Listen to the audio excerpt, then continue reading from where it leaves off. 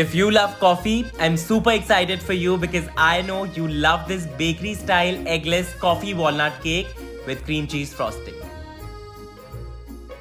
So I'm starting with 1 cup of yogurt. This is your regular homemade dahi, which I'm using without draining it or hanging it. To this I'm adding half a teaspoon of baking soda. Using a spoon, I'll give it a good mix and let it sit on the counter for about 5 to 10 minutes. The alkaline baking soda reacts with the acidic curd, and after a while you'll see that it becomes foamy. This is what helps make our cake super fluffy and light. So baking soda and curd are both very important ingredients here.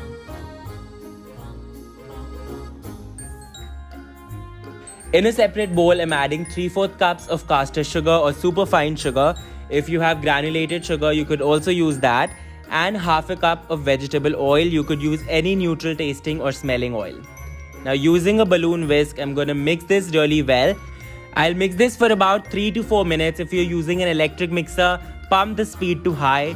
This is when you incorporate a lot of air into your batter, and which would again make your cake light and fluffy.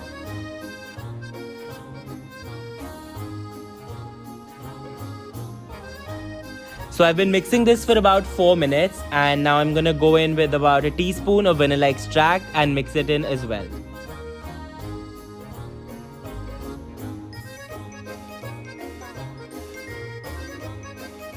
And now to this I'm adding the yogurt and baking soda mixture that we had set aside earlier. Just add all of it in and give everything a good mix.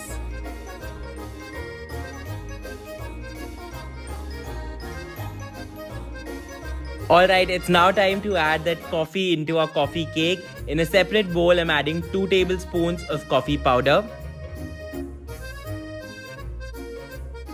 and 2 tablespoons of hot water.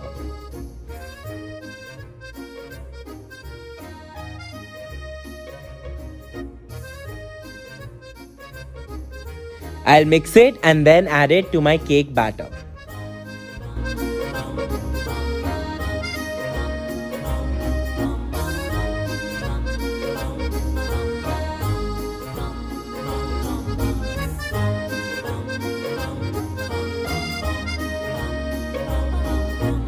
This looks good. I'll now sift in the dry ingredients, which is always a good idea, especially when you're making an eggless cake. I'm adding all-purpose flour or maida and a teaspoon of baking powder.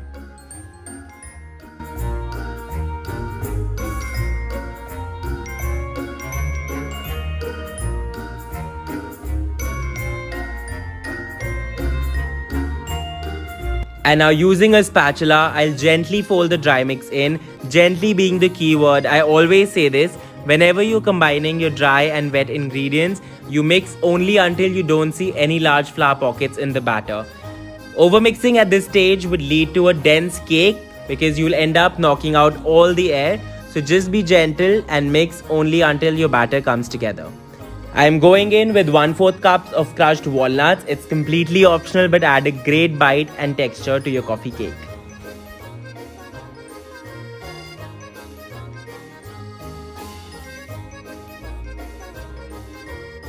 My oven is preheating at 180 degrees Celsius. My batter is ready. I'll now transfer it into an 8-inch baking pan lined with parchment paper. I'll bake this cake at 180 degrees Celsius for about 30 to 35 minutes or until a skewer inserted into the center comes out clean.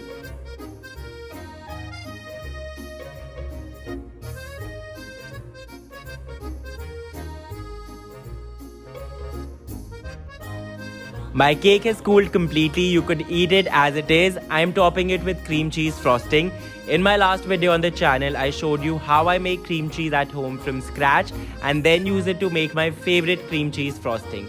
I'll link that video in the description box below and you could go check it out.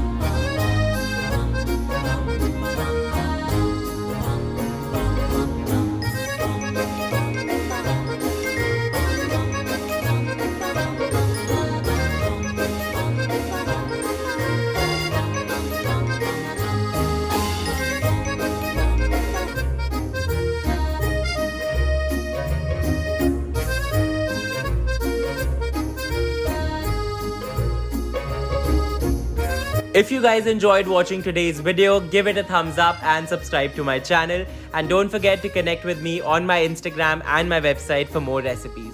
I'll see you guys next week. Until then, happy baking and take care.